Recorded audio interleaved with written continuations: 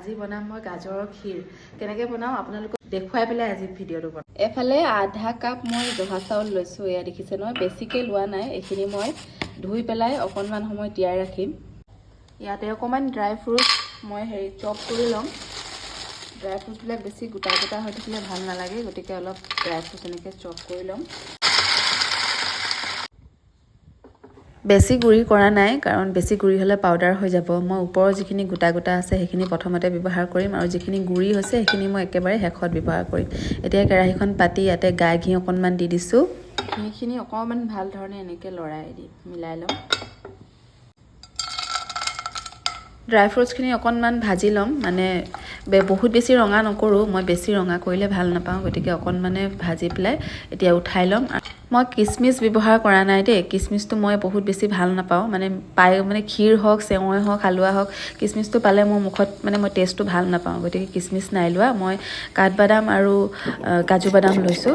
এফালে বিটৰুটো এটা লৈছিলোঁ, সেইখিনি মই পিহি পেলাই তাৰ পানীখিনি চেপি উলিয়াই লৈ অকণমান ঘিতে ভাজি ল'লোঁ। এতিয়া ভাজি লৈছোঁ গাজৰখিনিও অকণমান ঘি দি পেলাই তাতে ভাজি ল'ম, আৰু গাজৰখিনিও তেনেধৰণেই মই পিহি পেলাই তাৰ পানীটো পেলাই দিছিলোঁ চেপি পেলাই।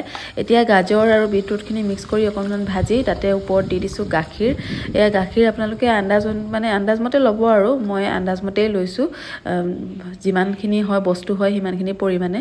আৰু এয়া জহা চাউলখিনি মই মিক্সিত মাৰি লৈছিলোঁ অকণমান তিয়াই পেলাই। বহুত বেছি গুড়ি নকৰিব, অলপ খৰচীয়া টাইপৰ কৰিব, বহুত বেছি গুড়ি কৰি দিলে ভাল নালাগিব। খৰচীয়া টাইপৰ অকণমান চাউল থাকিব লাগে, আৰু সেইখিনি দি পেলাই তাৰপিছত দি দিছোঁ ড্ৰাই ফ্ৰুটছখিনি, ভাজি থোৱা ড্ৰাই ফ্ৰুটছখিনি দিছোঁ, দি পেলাই অকণমান লৰাই দিম।